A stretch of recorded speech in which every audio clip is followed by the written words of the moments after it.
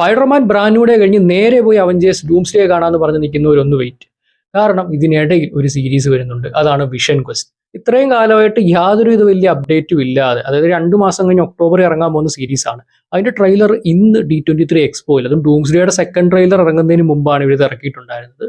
അപ്പോൾ white vision എന്ന് പറഞ്ഞിട്ട് വാണ്ടാ വിഷന്റെ അവസാനം പറന്നുപോയ ആ ഒരു വേർഷന് പിന്നീട് എന്ത് സംഭവിച്ചെന്ന് മിക്കവർക്കും അറിയില്ല. ആ ഒരു വിഷന്റെ കഥയാണ് ഇനി ഇത് പറയാൻ പോകുന്നത്. ആൻഡ് ഇതിൽ ഏറ്റവും ഇൻട്രസ്റ്റിംഗ് പാർട്ട് ഇതിൽ അൾട്രോൺ തിരിച്ചു വരും എന്നുള്ളതാണ്. അവഞ്ചേഴ്സിന് ഏറ്റവും ബിഗ്ഗസ്റ്റ് വില്ലൻസ് എന്ന അൾട്രോൺ.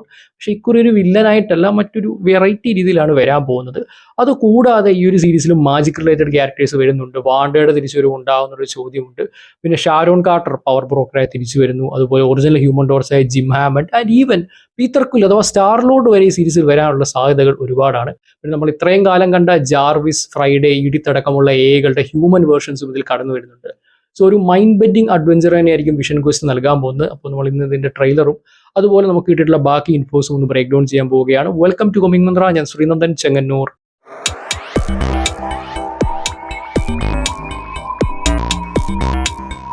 ഈ ഒരു സീരീസിൽ ഏറ്റവും ഇമ്പോർട്ടൻ്റ് ആയിട്ട് വരാൻ പോകുന്ന 2 ക്യാരക്ടേഴ്സാണ് വിഷനും അൾട്രോണും. അതുകൊണ്ട് തന്നെ ഇവരുടെ ബാക്ക് സ്റ്റോറി നമുക്ക് ജസ്റ്റ് ഒന്ന് ക്വിക്കായിട്ട് പറയാം. സോ എല്ലാവർക്കും അറിയാം, അവഞ്ചേഴ്സ് ഏജ് ഓഫ് അൾട്രോൺ എന്ന 2ാമത്തെ അവഞ്ചേഴ്സ് മൂവിലാണ് അൾട്രോൺ ക്രിയേറ്റ് ചെയ്യപ്പെടുന്നത്. ശരിക്കും ഭൂമിയെ സംരക്ഷിക്കാൻ ഒരു ആർമർ എന്ന രീതിയിലായിരുന്നു ടോണി സ്റ്റാർക്ക് ഇത് പ്ലാൻ ചെയ്തത്. പക്ഷെ ടോണിയും ബ്രൂസും കൂടെ അവസാനം ഉണ്ടാക്കി വന്നപ്പോൾ ഇവഞ്ച്വലി ഇത് കറപ്റ്റ് ആയിട്ടുള്ള ഒരു AI ആയിട്ട് മാറി.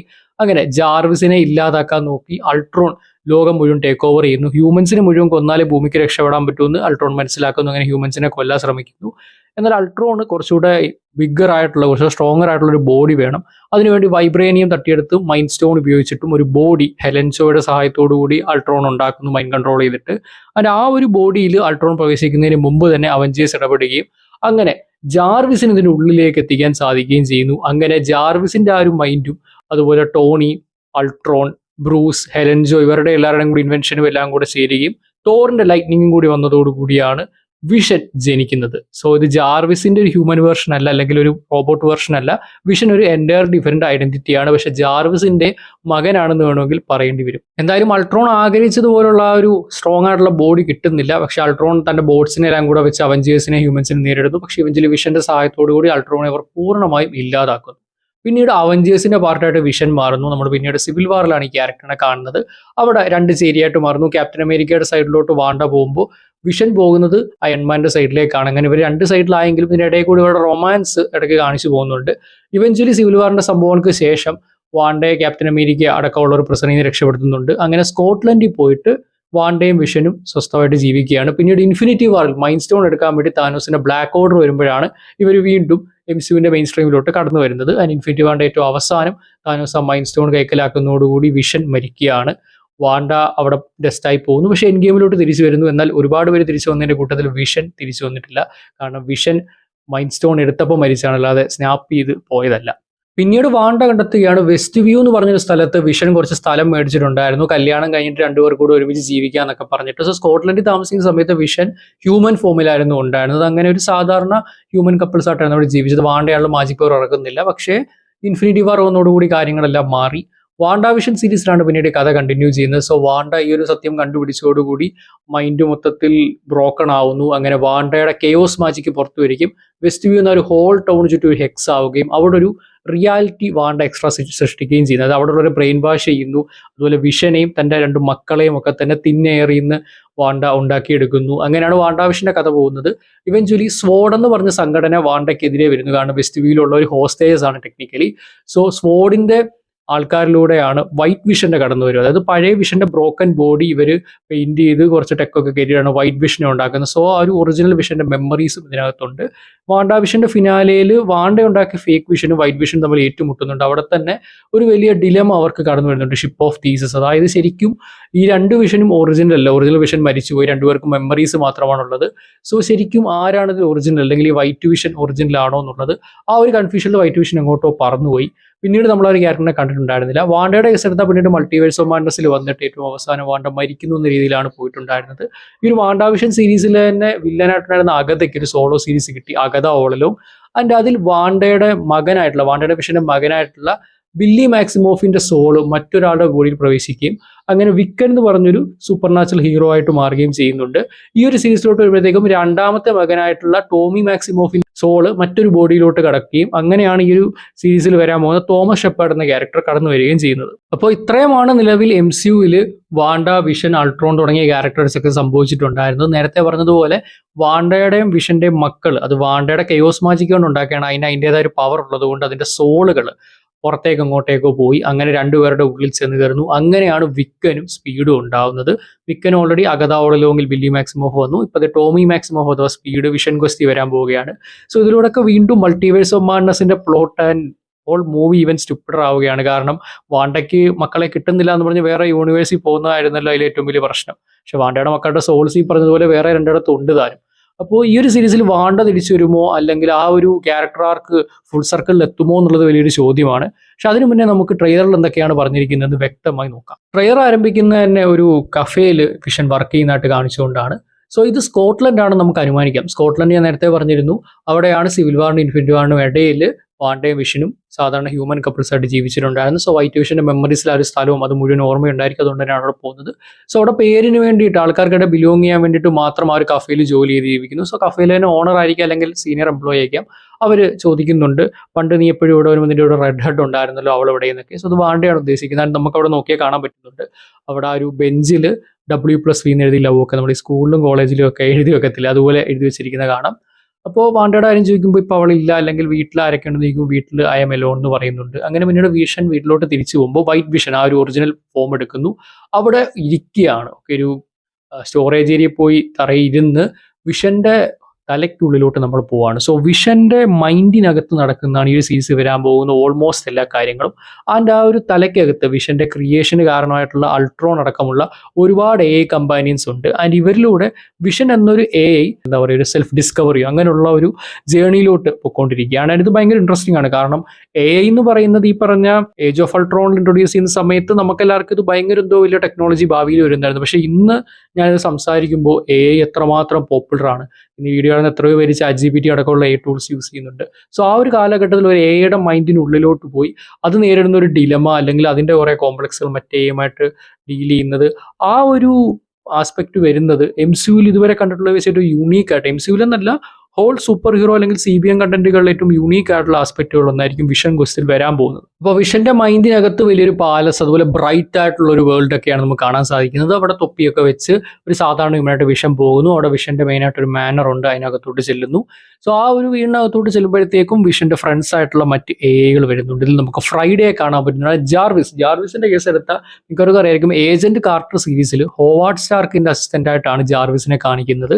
സോ ഇത് MCUവിൽ ക്യാനോൺ ആയിട്ട് തന്നെ ഒറിജിനലി വന്നൊരു സീരീസാണ്, പിന്നീട് നോൺ ക്യാനോൺ ആക്കി.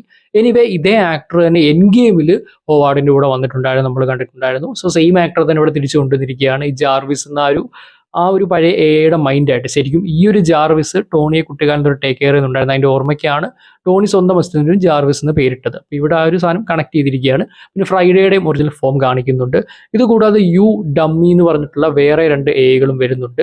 ഈ കൂടാതെ നമുക്ക് ഈഡിത്തിനെ കാണാൻ പറ്റത്തില്ല. ഈഡിത്ത് മിക്കവർക്കും അറിയായിരിക്കും, സ്പൈഡർമാൻ ഫാർ ഹോമിൽ വന്നിട്ടുണ്ടായിരുന്ന ടോണി കൊടുത്തിട്ടുണ്ടായിരുന്ന ആ ഒരു ഗ്ലാസ്സിനകത്ത് AI ഈഡിത്തായിട്ട് ഒരു ആക്ട്രസ്, 12 Monkeysലൊക്കെ ഉള്ള ആക്ട്രസ് ആയിരുന്നു വോയിസ് കൊടുത്ത. സെയിം ആക്ട്രസ് ഇവിടെ വരുന്നുണ്ട്, പക്ഷേ ഈ ഒരു ട്രെയിലറിൽ കാണുന്നില്ല. അതുപോലെ ഏറ്റവും റീസെൻ്റ് ആയിട്ട് ബ്രാൻഡ് ന്യൂ ഡേയിൽ ഒരു AI പീറ്റർ കണ്ടുപിടിക്കുന്നുണ്ട്. അത് നവോമി വാട്ട്സ് ആണ് സൗണ്ട് കൊടുത്തത്. പക്ഷേ അത് ഇവിടെ വരാനുള്ള ഒരു ചാൻസ് വളരെ കുറവാണ്.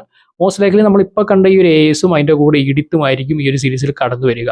നമ്മളിവിടെ അൾട്രോണെ കാണുന്നു. ആദ്യം റോബോട്ട് ഫോമിലാണ് അൾട്രോൺ ഇരിക്കുന്നത്. അപ്പോൾ വിഷം വഴക്ക് പറയുന്നുണ്ട്, ഇത് റോബോട്ട് ഫോം ഒന്നും പറ്റില്ല, ഓൺലി ഹ്യൂമൻ അവതാർ എന്ന് പറയുന്നുണ്ട്. അങ്ങനെ അൾട്രോൺ ഒറിജിനൽ വോയിസ് കൊടുത്തിട്ടുണ്ടായിരുന്ന ജെയിംസ് പേഡർ എന്ന് പറഞ്ഞ ആക്ടർ ആവുകയാണ്. സോ ഈ ആക്ടർ നമുക്കറിയാം ഇത്തിരി പ്രായമുള്ള ഒരാളാണ്, ഇച്ചിരി താടിയൊക്കെ വെച്ച് ഇങ്ങനെ ഒരാൾ.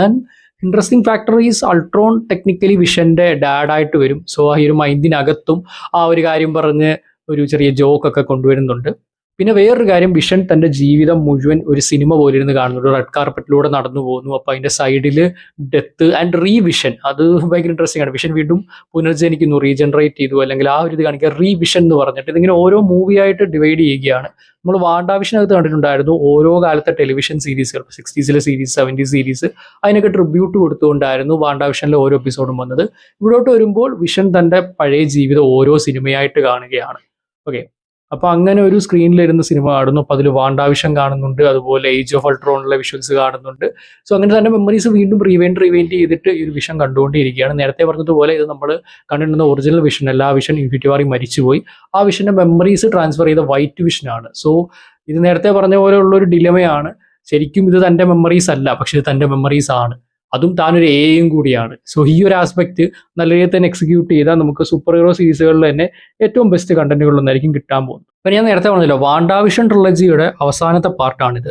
വാണ്ടാവിഷൻ, അഗത ഓളലോം, ഞാൻ മൂന്നാമത് ഇപ്പോൾ ഈ പറഞ്ഞ വിഷൻ ക്വസ്റ്റ്. ഇത് കൂടാതെ വണ്ടർമാൻ സീരീസ് ഇതുമായിട്ട് കണക്റ്റഡ് അല്ല, ബട്ട് ഈ ഒരു 4 സീരീസാണ് MCU മൾട്ടിവേഴ്സ് ആകയിൽ വന്നിട്ടുള്ള ഏറ്റവും ഡിസ്റ്റിങ്റ്റ് ആയിട്ടുള്ള സീരീസ്. ബാക്കിയൊക്കെ ഒരു ടിപ്പിക്കൽ സൂപ്പർ ഹീറോ അല്ലെങ്കിൽ അങ്ങനെ രീതിയിലാണ് പോയതെങ്കിൽ ഈ ഒരു 4 സീരീസ് ഒരു സ്ഥിരം ഫോർമാറ്റിൽ നിന്ന് മാറിയിട്ടുണ്ട്. പിന്നെ അകത എടുത്ത ടെക്നിക്കലി അത് വിച്ച് ഷോയാണ്, ആ ഒരു മാജിക് ആ ഒരു സെറ്റപ്പ് തന്നെയാണ് പോകുന്നത്. പക്ഷെ ബാക്കി ഒരു 3 എടുത്ത് ഇച്ചിരി വെറൈറ്റി ഉണ്ട്. ഇപ്പോൾ വിഷൻ ക്വസ്റ്റിൽ ആ ഒരു ഇതിലാണ് വരാൻ പോകുന്നത്. അപ്പോൾ സീരീസിലെ കുറേ ഭാഗങ്ങൾ വിഷന്റെ തലയ്ക്കകത്ത് നടക്കുന്ന ഈ ഒരു ഏകൾ തമ്മിലുള്ള സംസാരം അതൊക്കെയാണ് ഞാൻ പറഞ്ഞല്ലോ. പക്ഷെ അതല്ലാതെ റിയൽ ലൈഫിൽ നടക്കുന്ന ഇൻസിഡൻസും ഉണ്ട്. അതിൽ കുറച്ച് പുതിയ ക്യാരക്ടേഴ്സ് ഉണ്ട്. അതിൽ ആദ്യത്തെ ക്യാരക്ടറാണ് പലാഡിൻ. പലാഡിൻ എന്ന് പറയുന്നത് ആക്ച്വലി ഒരു മെർസനറി ആണ്. ബേസിക്കലി ഒരാൾ പൈസ കൊടുത്ത് കൊട്ടേഷൻ കൊടുത്ത് മറ്റൊരാളെ കൊല്ലാൻ അയക്കുന്നു. അതാണ് പലാഡിൻ. അപ്പോൾ വിഷന്റെ മുകളിൽ ആരോ ഒരു ബൗണ്ടി വെക്കുന്നുണ്ട്. അതിന്റെ ആ ബൗണ്ടിക്ക് വേണ്ടി വിഷനെ കൊല്ലാൻ വേണ്ടിയിട്ടാണ് പലാഡിൻ കടന്നു വരുന്നത്. ആക്ച്വലി ഡെയർ ഡബിൾ, പണിഷർ ഇങ്ങനെയുള്ള ക്യാരക്ടേഴ്സിനെതിരെയാണ് കോമിക്സിൽ ഈ പലാഡിൻ വന്നിട്ടുള്ളത്. പക്ഷെ ഇപ്പോൾ ഇവിടെ വിഷൻ ക്വസ്തി വരുന്നു. ആൻഡ് ഇവിടെ കേൾക്കുന്ന ഏറ്റവും വലിയ റിപ്പോർട്ടുകളിലൊന്ന് ഷാരോൺ കാർട്ടർ അഥവാ പവർ ബ്രോക്കറാണ് ഇതിന് പിന്നിൽ നിന്നുള്ളതാണ്. സോ ഷാരോൺ കാർട്ടർ ആർക്കും അറിയായിരിക്കും. നമ്മൾ വിന്റർ സോൾജറിലും സിവിൽ വാറിലും കണ്ടിട്ടുണ്ട്, പെഗി കാർട്ടറിന്റെ നെഫ്യൂ. പക്ഷെ ഫാൽക്കൺ എന്ന സീരീസ് കണ്ടവർക്കറിയാം, മാഡ്രിപ്പൂർ എന്ന് പറഞ്ഞ ആ ഒരു സിറ്റിയിൽ പവർ ബ്രോക്കർ എന്ന വലിയൊരു പൊസിഷനിലാണ് ഈ ഒരു ക്യാരക്ടർ ഇരിക്കുന്നത്. അപ്പോൾ ഒരു പവർ ബ്രോക്കർ ആയിട്ട് ഷാരോൺ കാർട്ടർ ഈ സീരീസിൽ വരും എന്നുള്ളത് നേരത്തെ റൂമർ കേട്ടിട്ടുണ്ടായിരുന്നു. അങ്ങനെയാണെന്നുണ്ടെങ്കിൽ പലാഡിനെ വിഷനെ പിടിക്കാൻ വേണ്ടി ബൗണ്ടി കൊടുത്ത് അയക്കുന്നതും ഈ ഒരു പവർ ബ്രോക്കർ തന്നെയായിരിക്കാം. പിന്നെ ഞാൻ നേരത്തെ പറഞ്ഞതുപോലെ വിഷന്റെ വാണ്ടയുടെ മകനായിട്ടുള്ള ടോമി മാക്സിമോഫിന്റെ സോള് മറ്റൊരു ചെറുപ്പക്കാരൻ തോമസ് ഷെപ്പേർഡ് എന്ന് പറഞ്ഞ ചെറുപ്പക്കാരൻ്റെ ഉള്ളിലോട്ട് കയറുന്നു. ഇതേ സെയിം സംഭവമാണ് അഗത ഓളലോങ്ങിൽ നടന്നത്. അവിടെ ബില്ലിയുടെ സോൾ മറ്റൊരിടത്ത് കയറി അവർ ബില്ലിയായിട്ട് ജീവിക്കുന്നത്. അതുപോലെ തന്നെയാണ് ഇപ്പം ടോമിയായിട്ട് ജീവിക്കുന്നതും. സോ ഇവർ രണ്ടുപേരും കൂടെ ഈ ഒരു ഓട്ടമാണ്. തൻ്റെ മകനെ വിഷം കണ്ടുപിടിച്ചു, പക്ഷെ പലാഡിൻ പിന്നാലെ അവരുടെ ഇതിൻ്റെ ഇടയിലുള്ള ഒരു ഓട്ടമാണ്. പക്ഷെ അത് കൂടാതെ ഒരു എക്സ്ട്രാ ക്യാരക്ടർ കൂടെ ഇവിടെ കടന്നു വരുന്നുണ്ട്. അതാണ് ലിസ മൊളിനറി അഥവാ കോട്ട് ഓഫ് ആംസ്. കോമിക്സിലോട്ട് പറഞ്ഞാൽ ലിസ ഒരു ട്രബിൾഡ് യങ് വുമൺ ആണ്. ടിബോറോസ് കോട്ട് എന്ന് പറഞ്ഞിട്ടുള്ള ഒരു മാജിക്കൽ ആർട്ടിഫാക്റ്റ് ലിസ കണ്ടുപിടിക്കുന്നുണ്ട്. അപ്പോൾ ഇത് ധരിച്ചു കഴിഞ്ഞാൽ 4 അഡീഷണൽ കൈ കിട്ടും. അതായത് ഒരു 6 ആംസ് എന്നൊക്കെ വേണമെങ്കിൽ പറയാം. അങ്ങനെ 6 കൈകൾ കിട്ടുകയും ചെയ്യുന്നുണ്ട്. അതിൻ്റെ കൂടെ തന്നെ അതിനനുസരിച്ചുള്ള പവർ കാര്യങ്ങൾ കിട്ടുകയും ചെയ്യുന്നുണ്ട്. ഇവഞ്ച്വലി യങ് മാസ്റ്റേഴ്സ് എന്ന് പറഞ്ഞൊരു ടീമിന്റെ പാർട്ടായിട്ട് ലിസ മാറുന്നുണ്ട്. യങ് അവഞ്ചേഴ്സിനെതിരെ നിൽക്കുന്ന ഒരു ടീമാണ് ഈ പറഞ്ഞ യങ് മാസ്റ്റേഴ്സ്. ഏറ്റവും ഇൻട്രസ്റ്റിംഗ് ആയിട്ടുള്ള പാർട്ട് നമ്മുടെ ഈ തോമസ് ഷെപ്പേർഡ് അഥവാ സ്പീഡുമായിട്ട് വാണ്ടയുടെ മിഷന്റെ ഈ സീരീസ് വരുന്ന മകനുമായിട്ട് കൊമിക്സിൽ കണക്ട് ആവുന്നുണ്ട്. ഇവർ രണ്ടുപേരും ജുവനൈൽ ടെൻഷന്റെ ഭാഗമായിട്ട് കണ്ടുമുട്ടുന്നുണ്ട്. അതിൻ്റെ ഇടയിൽ ഇവർ തമ്മിലൊരു ലവ് ട്രാക്ക് ഒക്കെ വരുന്നുണ്ട്. പക്ഷെ ഇവഞ്ച്വലി ലിസ ഈ പറഞ്ഞൊരു വില്ലൻ ട്രാക്കിലും ടോമി ഈ പറഞ്ഞതുപോലെ ഒരു ഹീറോ ട്രാക്കിലുമാണ് പോകുന്നത്. അതുകൊണ്ട് തന്നെ ഈ ഒരു ക്യാരക്ടറിനെ ഇവിടെ കൊണ്ടുവരുമ്പോൾ നമുക്ക് ഓൾറെഡി സൂപ്പർ നാച്ചുറൽ എബിലിറ്റീസ് ഉള്ള ഒരു ക്യാരക്ടറായിട്ടാണ് കാണാൻ സാധിക്കുന്നത്. നമുക്കറിയാം വാണ്ടാവിഷൻ ട്രിലജിയിൽ കഴിഞ്ഞ 2ലും സൂപ്പർ നാച്ചുറൽ ഉണ്ട്. അപ്പോൾ ഇതിലോട്ട് വരുമ്പോൾ അതും ലിസയുടെ സൈഡിലൂടെ ആയിരിക്കും കാണിക്കുക. സോ ഈ ഒരു ക്യാരക്ടറോട് ഇവിടോട്ട് വരുമ്പോൾ ഒരുപക്ഷെ പലാഡിന്റെ കൂടെ തന്നെ അല്ലെങ്കിൽ മറ്റൊരു സൈഡിലെ ത്രെറ്റ് ആയിട്ട് മാറാനുള്ള ചാൻസ് വളരെ കൂടുതലാണ്. പിന്നെ വാണ്ടയുടെ തിരിച്ചുവരവാണ് എല്ലാവർക്കും അറിയേണ്ട ഒരു കാര്യം. കാരണം വാണ്ട മാക്സിമോഫ് മൾട്ടിവേഴ്സ് ഓഫ് മാഡിന് ശേഷം മരിച്ചോ എന്ന് ഒരു വലിയ ചോദ്യചിഹ്നമാണ്. ഇപ്പം ഡൂംസ്ഡേയിൽ ലാറ്റ്വേരിയൻ വിച്ച് എന്നൊരു വേരിയന്റ് ആയിട്ട് ഫാന്റാസ്റ്റിക് ഫോർ യൂണിവേഴ്സിലെ ഡൂമിന്റെ കൂടെ നിൽക്കുന്ന വേരിയന്റ് ആയിട്ട് വരുമെന്ന് കേൾക്കുന്നുണ്ട് എലിസബത്ത് ഓൾസൺ. പക്ഷേ MCUവിലെ ഒറിജിനൽ വാണ്ടയ്ക്ക് എന്ത് സംഭവിച്ചു എന്നുള്ളത് ഇപ്പോഴും അറിയില്ല. മൾട്ടിവേഴ്സ് മാഡസിന്റെ അവസാനം വാണ്ട മരിച്ചു കിടക്കുന്ന ഒരു ഡെഡ് ബോഡി കാണിച്ചിട്ടില്ല. മാർവലിന്റെ ഏറ്റവും ഹൈ ആയിട്ടുള്ള തിയറീസിലൊന്നാണ് ഒരു ക്യാരക്ടർ മരിച്ചു എന്ന് ഓൺ സ്ക്രീനിൽ കാണിച്ചില്ലെങ്കിൽ ആ ക്യാരക്ടർ മരിച്ചിട്ടില്ല. ഇപ്പം യെല്ലോ ജാക്കറ്റ് എന്ന് പറഞ്ഞാൽ ആൻഡ്മാനിലെ വില്ലൻ ക്വാണ്ടമാനി തിരിച്ചു വന്നു. അതുപോലെ റെഡ് സ്കള്ളിൽ ക്യാപ്റ്റൻ അമേരിക്ക ഫസ്റ്റ് അവഞ്ചറിൽ എങ്ങോട്ടോ പോയി, പക്ഷെ അവസാനം ഇൻഫിനിറ്റി വാറിൽ തിരിച്ചു വന്നു. അതുപോലെ തന്നെ വാണ്ട ഡൂംസ്ഡേയിലോ സീക്രട്ട് വാഴ്സിലോ അല്ലെങ്കിൽ അതിന് മുമ്പ് തന്നെ ഈ വിഷൻ ക്വസ്റ്റിൽ വരാൻ ചാൻസ് ഉണ്ട്. ഇപ്പൊ D23 കോസ്റ്റ്യൂം ഡിസ്പ്ലേയിൽ വാണ്ടയുടെ കോസ്റ്റ്യൂം ഉണ്ടായിരുന്നു. ചിലപ്പം ഇതൊരു ഫ്ലാഷ് ബാക്ക് ആവാനും ചാൻസ് ഉണ്ട്. നമ്മൾ ഓൾറെഡി ട്രെയിലറിൽ തന്നെ പല ഫ്ലാഷ് ബാക്ക് സീൻസ് കാണിക്കുന്നുണ്ട്. പക്ഷെ നമ്മൾ നേരത്തെ സിനിമയിലോ സീരീസിലോ കാണാത്ത ഫ്ലാഷ് ബാക്കും ഇവർ വേണമെങ്കിൽ കൊണ്ടുവരാം. അങ്ങനെ എലിസബത്ത് ഓൾസനെ കൊണ്ടുവരാനുള്ള പോസിബിലിറ്റി ഉണ്ട്. എന്നാൽ അത് അല്ലാതെയും വേണമെങ്കിൽ കൊണ്ടുവരാം. അപ്പൊ അകത്തെ തന്നെ ഒരു ബോഡി കിട്ടുന്നതായിട്ട് കാണിക്കുന്നുണ്ട് വാണ്ടയാന്ന രീതിയിൽ. പക്ഷെ അത് ജസ്റ്റ് ഒരു ഇല്യൂഷൻ ആയിരുന്നു. വാണ്ടയാന്നോ കറക്റ്റ് ഒന്നും പറയുന്നില്ല. ഇവിടോട്ട് വരുമ്പോഴേക്കും ഇപ്പോൾ ഓൾറെഡി ഞാൻ പറഞ്ഞതുപോലെ മൾട്ടിവേഴ്സ് ഓഫ് മാഡ്നസിലെ ഏറ്റവും വലിയ കാര്യം തന്നെ വാണ്ട സ്വന്തം മക്കളുടെ വേരിയൻസിന് തപ്പിയിറങ്ങുന്നു, മക്കളെ വേണമെന്ന് പറഞ്ഞിട്ടായിരുന്നു. പക്ഷെ ആക്ച്വലി ഈ 2 മക്കളും അവരുടെ സോൾസ് ആയിട്ട് ഇപ്പോൾ 2 പിള്ളേർ എക്സിസ്റ്റിംഗ് ആണ്. സോ അതൊക്കെ കൊണ്ട് തന്നെ വാണ്ട ഒരു സീരീസിന്റെ ഫിനാലയിലോ അല്ലെങ്കിൽ എവിടെയെങ്കിലും പോയിന്നിലോ തിരിച്ചു വരുമെന്ന് പറയാൻ സാധിക്കില്ല. അങ്ങനെ വരികയാണെന്നുണ്ടെങ്കിൽ മേ ബി ഡൂംസ്ഡേയിലേക്കും വാണ്ടയെ കണക്ട് ചെയ്യാനുള്ള ചാൻസ് ഉണ്ട്. പക്ഷേ ഓൾറെഡി ഞാൻ നേരത്തെ പറഞ്ഞതുപോലെ ഡൂമിന്റെ കൂടെ നിൽക്കുന്ന വേരിയന്റ് ആയ ലാറ്റ്വേരിയം വെച്ചായിട്ട് എലിസബത്ത് ഓൾസന്റെ വാണ്ടയുടെ വേരിയന്റ് ആയിട്ട് വരാൻ നല്ല ചാൻസ് ഉണ്ട്. ഇനി പറയാനുള്ള മറ്റൊരു ക്യാരക്ടർ ജിം ഹാമണ്ട് ആണ്. ആക്ച്വലി ഇത് ട്രെയിലറിലൊരിടത്ത് ഈ ക്യാരക്ടർ വരുന്നില്ല, പക്ഷെ D23 വിഷൻ ക്വസ്റ്റിന്റെ സ്റ്റേഷനിൽ ഒരു ഡിസ്പ്ലേ ഉണ്ട്. ആ ഡിസ്പ്ലേയിൽ ഇങ്ങനെ കത്തി നിൽക്കുന്ന ഒരു ക്യാരക്ടർ റോബോട്ടിനെ കാണാം. ഇത് ആക്ച്വലി ഒറിജിനൽ ഹ്യൂമൻ ടോർച്ച് ആയി ജിം ഹാമണ്ട് ആണ്. ഹ്യൂമൻ ടോർച്ച് എന്ന് പറയുമ്പോൾ എല്ലാവരും ജോണി സ്റ്റോംസിനെ ആയിരിക്കും ഓർക്കുക, പക്ഷെ ജോണിക്ക് മുമ്പ് തന്നെ ഒറിജിനലായിട്ട് ഹ്യൂമൻ ടോർച്ച് എന്ന ടൈറ്റിൽ ഉണ്ടായിരുന്നു. മാർവലിലെ one of the first heroes ആണ് ഈ ജിം ഹാമണ്ട്.